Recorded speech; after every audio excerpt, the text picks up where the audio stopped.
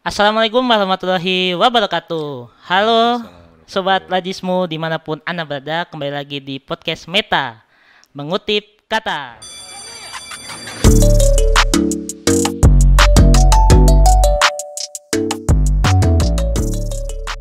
Di podcast yang ke episode keempat ini, dengan saya Andi Wahidi sebagai host akan berbincang-bincang dengan salah satu tokoh muda Muhammadiyah nih. Ya.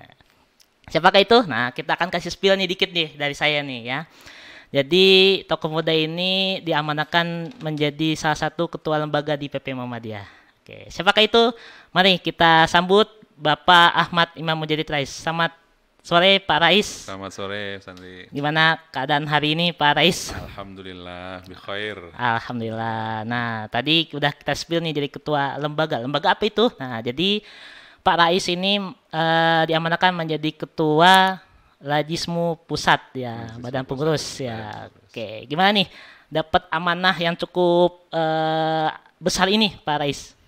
Iya, pertama tentu amanah ini sangat berat ya, Ya. sangat berat. Terlebih setelah 7 tahun saya pindah ke Hublu. Sebelumnya saya kan sempat sekretaris Lazismu juga. Oh ya. Nah, itu sudah banyak sekali kemajuan, perubahan di Lazismu. Iya. Tentu saya perlu membaca lagi, Oh ya. mempelajari lagi perkembangan dan capaian yang teman-teman sudah lakukan. Oke, siap Betul. siap. Berarti bahasa ini mualaf kembali nih. Mualaf kembali ya. Iya, kembali Lajismu lagi. Return ya. Ya, dulu sempat aktif Lajismu di tahun berapa kira-kira Pak? Tahun 2007 sampai 2015. Oh. Sebetulnya kepotong saya studi kan Hmm, berangkat. ya, ya. Jadi tahun 2012 akhir saya berangkat sekolah. Hmm. Saya waktu itu udah izin ke ketua waktu itu Pak Ajrianto. Pak Ajrianto. Ah, Oh, ah, masih Pak Ajrianto ya, Pak Pak ya? Ajrianto waktu itu. Jadi selesai di Muktamar Makassar Oh, 2015. habis itu pindah ke lembaga lain. Lembaga lain, Oke, betul. siap. Karena di Muhammadiyah itu kan kita pimpinan bilang ya Samina Watona, ya, kan. tuh. Tagline-nya kita. Oke nih Pak Rais, kita izin nih kita diskusi ngulik-ngulik tentang Lajismu nih. Ya, Nah, kita akan membahas tentang dimensi masa depannya Lajismu nih, Pak. Ya, waduh, berat nih, sekali nih. kita bahas nih masa depannya dari aktornya langsung nih, dari pimpinannya langsung di Lajismu Iya. Pusat khususnya seperti itu. Oke nih, karena saat ini di momen Ramadan ya Pak Rais ya. Nah, kira-kira dari Bapak dan tim di Lajismu Pusat khususnya, kira-kira strategi apa sih yang Lajismu lakukan di bulan Ramadan tahun ini khususnya? Silakan. Strategi di bulan Ramadan Betul ya. ya. Ya, pertama tentu karena kami melanjutkan ya periode badan pengurus yang lalu, dan saya kira BP lalu juga sudah mempersiapkan karena ketika kayak SK keluar ini Hamin berapa dari Ramadan. Betul, Jadi ya. kami oh yaudah daripada ini kita lanjut, tapi menurut hemat kami Ramadan ini kan istilahnya dalam tanda petik bulan panennya Lembaga Amil ya, ya, lembaga zakat ya, betul, dalam betul, arti masyarakat atau kaum muslimin dimotivasi untuk berzakat, Betul, infak, zakat, sedekah sedekah. sebanyak-banyak di bulan Betul. Ramadan, karena Rasulullah SAW juga banyak sedekah di situ. Jadi Iya, betul. perlu ada terobosan dari teman-teman Amil ini membuat program fundraising yang menarik ya, melalui media sosial ya, kemudian juga melalui program-program pemberdayaan di lapangan yang itu kemudian menarik hati muzaki. Oh, Lazismu ada program pemberdayaan Ya. pendampingan untuk pemulung misalkan, Iya. atau pendampingan untuk korban kekerasan perempuan korban kekerasan. Itu saya kira kan menarik untuk Betul. orang-orang yang oke, saya akan berzakat atau berinfak ke Lazismu karena Lazismu punya program unggulan seperti yang saya sebutkan tadi misalkan sebagai ya, contoh ya. ya. Jadi emang karena periodisasi kita nih Pak di Lajismu Pusat kan sedang habis transisi ya. Jadi Betul. perlu penyesuaian terlebih dahulu ya mungkin ya. Persis. Apalagi Pak Rais ini kan habis migrasi ya sebelumnya dari lembaga lain kembali lagi ke Betul. Lajismu, jadi Betul, butuh betul. penyesuaian lagi. Betul. Oke, tapi memang bulan Ramadan ini menjadi ya benar panennya lembaga zakat, jadi memang harus kita manfaatkan sebaik-baiknya Pak ya. Oke. Nah, kira-kira Pak di dalam bingkai filantropi nasional nih, kira-kira inovasi apa sih yang ada di Lajismu gitu? Yang buat yang akan datang ya. Betul. Ya, saya kira pertama saya ngelihat Lazismu ini kan sudah banyak dapat sekali apresiasi dari masyarakat ya. Betul. program-programnya diapresiasi, kemudian juga beberapa lembaga pemerintah memberi penghargaan. Nah, tapi itu jangan sampai membuat kita lupa diri. Oh, ya. Jadi kita merasa sudah nyaman, kita sudah merasa established gitu ya. Padahal ternyata di luar juga banyak lembaga lain yang lebih kecil, mungkin mereka berinovasi, melakukan terobosan-terobosan. Nah, saya kira ini penting untuk Lazis mempersiapkan terobosan itu. Nah, apa? Nah, saya kira beberapa program-program itu bisa mengangkat masalah-masalah yang tengah terjadi saat ini dari sisi secara kontemporer ya. Misalkan kalau kemarin R&D mengadakan riset indeks literasi zakat ya. Nah, itu kan generasi anak-anak apa nih? Milenial Gen Z. Kan ternyata mereka senang atau perhatian dengan isu yang terkait dengan apa bahasanya kemarin tuh memberikan dampak ke masyarakat lah. Jadi kalau misalnya generasi sebelumnya, generasi sebelumnya itu kan mereka lebih transaksional dalam arti saya bayar zakat, infak, saya dapat pahala. Tapi kalau anak milenial dia ingin memberi sesuatu, tapi itu memberi dampak atau kebahagiaan buat orang yang membutuhkan. Betul. Nah, ini apa masalah yang kira-kira menjadi perhatian masyarakat sekarang atau milenial? Salah satunya adalah isu-isu lingkungan hidup. Climate change ya, kemudian isu-isu teknologi, kemudian isu-isu demografi. Betul. Nah, ini gimana kita mempersiapkan itu? Climate change misalkan ternyata ada isu kenaikan air laut, sebagai contoh, ada nelayan yang penghasilan berkurang, menurun. Nah, ini perlu program pemberdayaan. Jadi ada program-program yang menyisir ke sana. Atau sekarang rame tentang sampah. Oh iya, sampah. Kan, merusak lingkungan juga. Nah, ini apa? Ada program Lazis. Entahkah ada program bank sampah, recycling, atau ada apa? Itu sekedar contoh ya. Nah, ada lagi yang baru apa nih coba sekarang? Ini orang-orang rame online semua. Online. Ya, mulai ojek online sampai pinjol online. Sampai pinjaman aja online. Andri minjem online nggak? Alhamdulillah nggak, Pak. Jangan sampai, Pak. Jangan sampai, Pak. Ternyata itu berdampaknya luar biasa, menghancurkan hidup seseorang ya.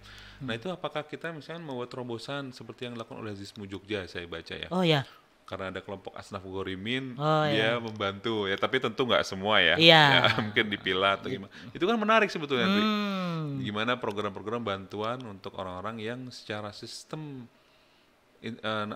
kontemporer sekarang ya, online itu mereka dalam tanda petik menjadi kelompok yang mustahik sebetulnya. Mustahik, betul. Nah, itu gimana kita bisa melakukan terobosan bantuan untuk seperti itu. Belum lagi yang program yang lain ya, pendidikan kita tahu masih indeks pendidikan kita masih perlu kondisi pendidikan kita masih perlu ditingkatkan ya, di pendalaman dan seterusnya. Kesehatan ya, dan termasuk sosial dakwah. Sangat menarik ya. Bingkai filantropi yang kita akan kembangkan nih di Lazismu sangat luar biasa, apalagi tadi lingkungan, teknologi dan isu-isu sosial terkini ya, karena banyak isu sosial yang menarik untuk kita ulik, Pak, khususnya di Lazismu seperti itu. Nah, Muhammadiyah sendiri kan sudah lama ya, Pak, melakukan internasionalisasi. Ya, sudah lama, banyak berdirinya PCIM, banyak kader-kader yang diaspora di luar negeri. Nah, dan juga perlu teman-teman sobat Lazismu tahu, Lazismu sudah ada di luar negeri, Pak ya. Mendirikan kantor layanan di PCIM, pimpinan cabang Istimewa Muhammadiyah di luar negeri. Nah, kira-kira di dunia internasional ini ekspansi dalam bentuk apa sih yang Lazismu lakukan seperti itu? Saya kira pertama kalau mengutip pidatonya Pak Ketum ya, Pak Haidar. Profesor Haidar Nasir ketika bicara pondasi internasionalisasi itu memang salah satunya adalah selain pemikiran ya, Islam berkemajuan yang mesti didiseminasikan secara internasional, tapi juga lewat tumpuan diaspora Muhammadiyah. Kemudian PCIM. Ya, PCIA termasuk kader-kader Muhammadiyah yang di luar ya. Nah, termasuk kerjasama dengan sister organisasi dari Muhammadiyah. Karena kan kita tahu sejarahnya ada beberapa organisasi yang dulu simpati dengan gerakan Muhammadiyah. Mereka tidak ada hubungan struktural dengan Muhammadiyah, tapi mereka setuju dengan visi misi Muhammadiyah. Nah, bagaimana dengan Lazismu? Saya kira beberapa aspek seperti pembukaan Lazismu di luar negeri ya. Terakhir setahu saya ketika gempa Turki, PCIM di sana, kemudian di Sudan ya, melakukan program-program bangun sumur Sumur, untuk ya. orang yang membutuhkan itu saya kira luar biasa. Nah, ini tinggal bagaimana kita aktifkan, kita hidupkan dengan mendorong tidak hanya kader Muhammadiyah, tapi juga warga negara Indonesia yang sedang di luar, Ah, tapi juga bisa menghidupkan lazismu di luar atau gabung dengan PCIM.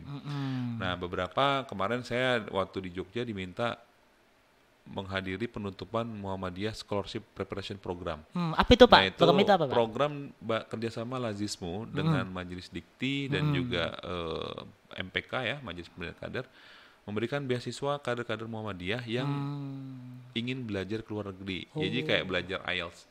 Saya berpesan di situ, Ndri. Iya, apa Saya tuh, Pak? pesan ya setelah program ini selesai tetap belajar bahasa Inggris karena harus terus latihan. Kemudian kalau sudah dapat beasiswa, sekolah keluar, hidupkan Muhammadiyah di sana melalui PCIM, dirikan Lazismu atau hidupkan Lazismu dan jadi fundraiser Lazismu di luar negeri. Saya bilang gitu.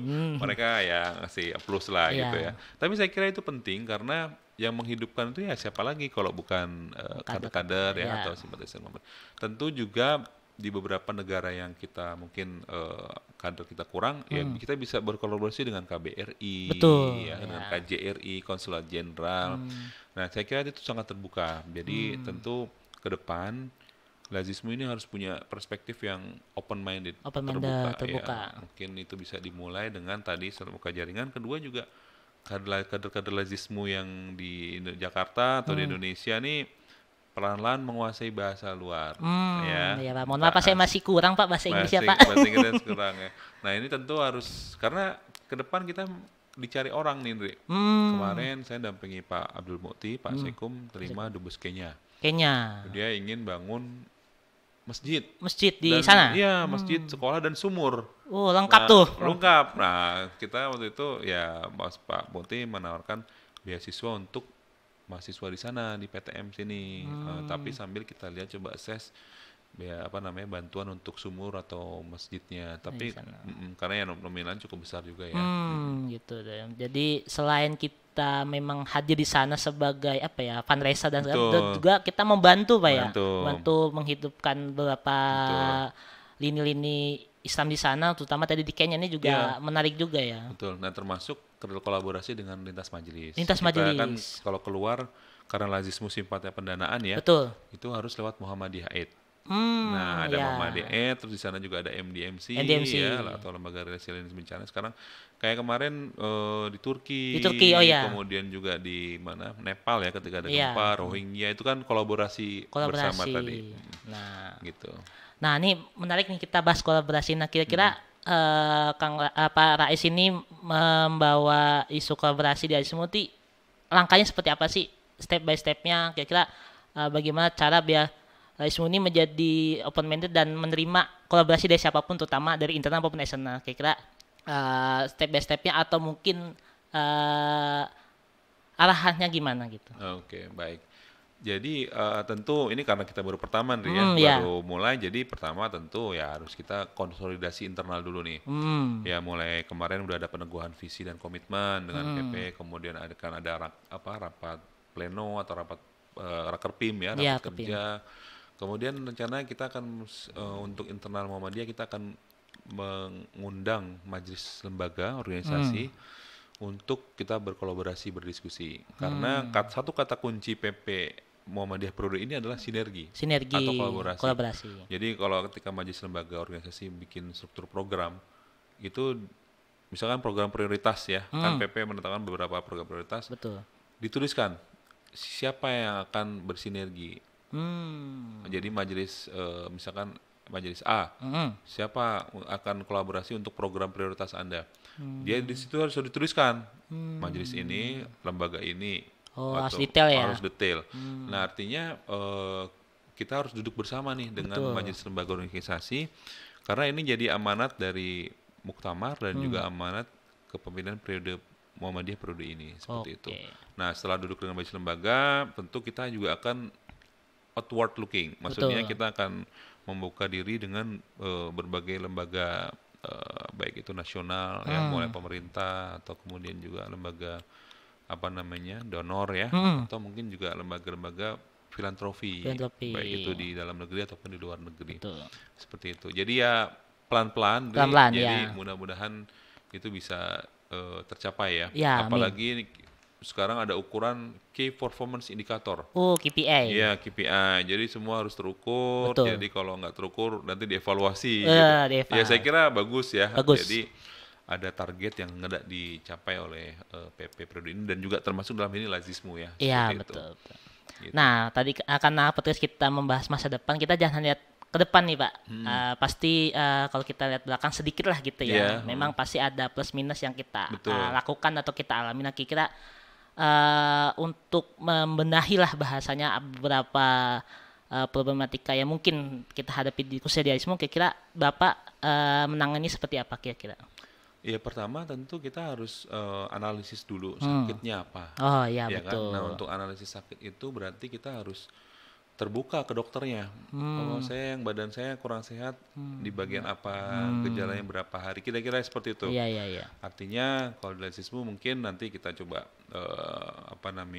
pembahasan internal ya, kita bahas masalahnya di mana, kita bisa uraikan kenapa ada keluhan seperti begini dari lembaga di luar lazis misalkan, sehingga berarti jangan-jangan bottleneck-nya di mana nih? Oh iya. Apakah di lembaga luar itu atau di lazismu atau di mana? Sehingga harapannya kita bisa mengurai lebih baik. Nah tentu nanti kita coba sama-sama bangun tim building ya. Tim building. Karena itu sangat penting membuka komunikasi antar pengurus, juga antar eksekutif, mungkin juga dengan Dewan Pengawas Syariah, bahkan juga dengan majelis lembaga lain di PP Muhammadiyah. Nah, saya kira itu kira-kira, jadi sangat penting bangun komunikasi, termasuk yang juga penting adalah leadership kepemimpinan. Jadi kesadaran kepemimpinan itu bukan berarti hanya punyanya ketua badan pengurus atau direktur utama, tapi juga masing-masing teman-teman yang ada di lazismu, ya mulai dari direktur ya, kemudian manajer, tapi juga yang mungkin katakan merasa dirinya hanya staff dalam tanda petik, padahal dia bukan staff, dia juga pemimpin untuk jobnya yang dia tanggung jawabi. Jadi ada satu tanggung jawab moral yang harus dia lakukan sehingga dia bisa menuntaskan tugas-tugas itu, seperti itu. Juga kalau ada kendala ya dia tidak langsung mundur ya, tapi juga harus cari sama-sama duduk permasalahan. Saya kira kuncinya adalah dialog juga. Dialog. Jadi musyawarahkan ya, wasyawirhum fil amr kan gitu kan. Jadi harus duduk bersama, kemudian hindar ego-ego itu kita ini kan untuk cari solusi sama-sama. Gitu. Betul. Oke, nah kan lanjut nih tentang membahas masa depan nih. Nah, lebih ke Tadi depan. masa lalu ya. Masa lalu udahlah gitu ya. Kita hanya mengulik dikit lah. Nah, katanya jangan lama-lama lihat. Jangan lama-lama. Ya, cuma kita naik kendaraan umum aja, Pak, lewat belakang Pak, anak spion ya. Spion kan lihatnya belakang cuma sesekali. Sesekali aja, tetap ke depan yang harus utama. Nah, karena pengurus Pak Rais dan teman-teman ini kan 5 tahun nih periodenya. Nah, kira-kira apa sih visi misi lazismu di 5 tahun ke depan? Ya, saya kira kemarin kita sudah dapat tadi yang saya sampaikan ya, pemantapan visi dan komitmen dari PP, dan di sana juga ternyata sudah ada breakdown yang sangat detail, Dri. Oh, gitu. Jadi misalkan visi persyarikatan ya, terus kemudian visi keumatannya, kemudian sampai ciri pengembangan organisasi, sumber daya, jaringan, kemudian layanan.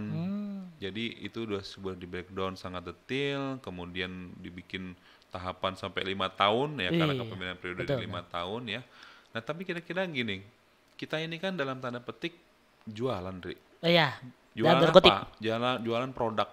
Ya, kita mempromosikan, mengajak orang untuk sadar, ayo bayar dong zakatmu, ya kan? Khudz min amwalihim itu kan, sedekahtum. Nah, dengan harapan kita bisa memberikan nilai tambah dari ZIS yang mereka bayarkan dengan program-program pemberdayaan. Nah, karena Muhammadiyah dirasa punya dalam tanda petik suatu nilai plus, itu adalah pemberdayaan atau suatu sistem ya, sehingga harapannya ZIS itu bisa berdampak lebih luas lagi gitu. Nah, kalau Zandri udah baca bukunya ini belum, Mas Ghifari? Belum tuh. Apa tuh, Pak? Tentang sejarah filantropi Muhammadiyah di Jogja. Itu gimana, Pak? Nanti baca ya. Ya, siap.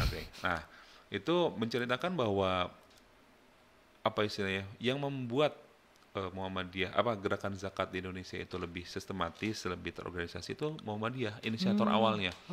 Kalau tidak salah tahun 1120 atau 1930-an. Sementara waktu itu bentuk zakat saat itu kan masih oleh masjid-masjid ya, kemudian juga oleh ustadz atau istilahnya kiai kampung di situ.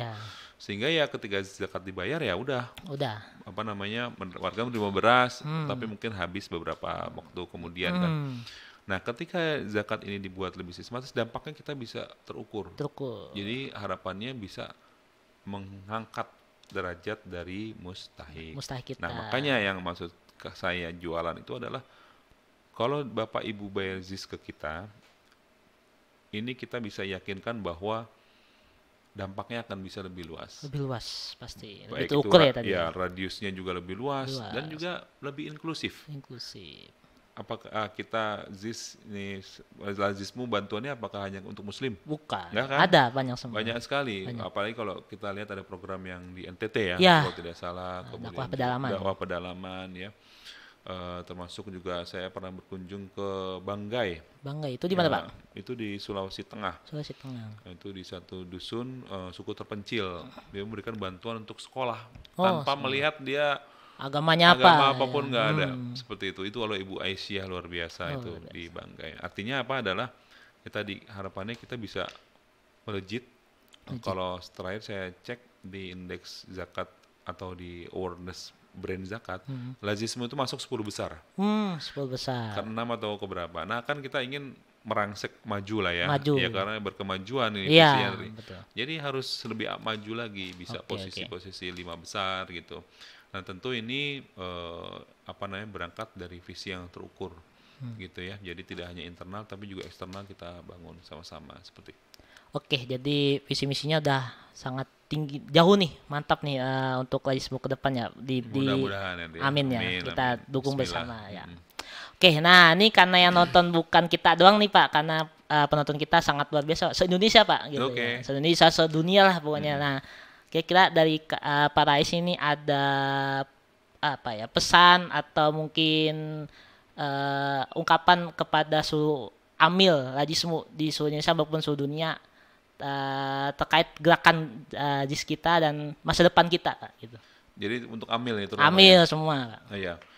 Assalamualaikum warahmatullahi wabarakatuh. Untuk amil Lazismu atau amil zakat dimanapun Anda berada, mari kita sama-sama gelorakan, mari kita sama-sama gerakan atau hidupkan gerakan zakat di Indonesia dan juga mungkin seluruh dunia ya. Insya Allah dengan ZIS atau dengan zakat kita bisa menguatkan Indonesia, kita bisa turut serta menuntaskan berbagai permasalahan sosial ekonomi ya, sosial dakwah yang ada di tengah masyarakat. Karena semangat zakat untuk bisa lebih membebaskan manusia yang berada dalam kondisi yang terzalimi atau dia masih kurang beruntung. Seperti itu. Apapun masalah yang dihadapi, insya Allah kita akan bisa menuntaskan sama-sama dengan semangat sinergi dan kolaborasi dengan siapapun.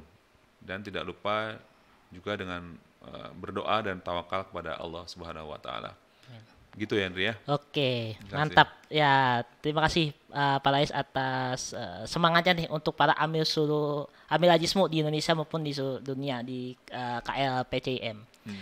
Oke, kayaknya pembahasan kita udah semua nih Pak Rais. Apa mau ditambah lagi nih? Yakin. Sebenarnya ada, cuma karena keterbatasan waktu nih Pak nih. Karena saya yakin Pak Rais waktunya sangat padat nih kayaknya nih. Habis ini mau kemana lagi nih kayaknya nih gitu kan. Jadi insya Allah akan kita ngobrol lagi nih Pak. Insya Allah ya kita akan ngobrol lagi tentang Lazismu, tentang yang lain. Jadi begitu Sobat Lazismu dimanapun Anda berada, kita sudah diskusi dengan Pak Rais ya, leadernya Lazismu pusat nih ya, memimpin semuanya Lazismu seperti itu ya. Semoga apa yang kita diskusikan ini menjadi ilmu yang bermanfaat. Amin. Khususnya untuk kita pribadi secara personal maupun kita sebagai amil Lazismu. Ya, kita ingin mengepakkan sayap Lazismu gitu ya Pak ya, bukan mengepakkan sayap yang lain ya Pak ya. Oke. Emang sayap yang lain apa? Saya nggak bisa sebut nih Pak kayaknya Pak. Takut di cut nih. Kirain kriuk gitu. Ya. Oke, begitu Sobat Adismu, tonton terus podcast kita di Meta Pak, namanya Pak. Meta ya. Terus Mengutip kata. berkarya gitu ya. Ya, Mengutip betul. Kata. Oke. Nah, sebelum kita akhiri mungkin ada kata-kata kata-kata mutiara nih Pak dari Pak Rais nih, karena Waduh, kita mengutip apa kata ya? nih gitu Mengutip ya. kata. Iya nih Pak. Nanti cari aja dari kata-kata saya tadi. Diambil-ambil dulu ya. Iya, ambil dulu. Oke, mungkin itu Sobat Adismu, jangan lupa like, komen, dan share Like, konten comment, kita and dan share share ya. ya. Itu Oke. harus kita galakan nih Pak, biar konten Siap. kita menyebar kemana-mana. Amin. Mungkin itu saja dari saya Andi Wahdi selaku host pada podcast kali ini. Terima kasih Pak Rais nih atas waktunya yang sangat padat. Senang sekali bisa gabung. Alhamdulillah ya. Ditunggu waktunya lagi Pak untuk kita diskusi lagi seperti Siap, ini Pak. insyaallah. Oke, mungkin itu saja. Kami akhiri. Fastabil khairat. Nun wa qalam wa ma yasturun. Wassalamualaikum warahmatullahi wabarakatuh. Waalaikumsalam.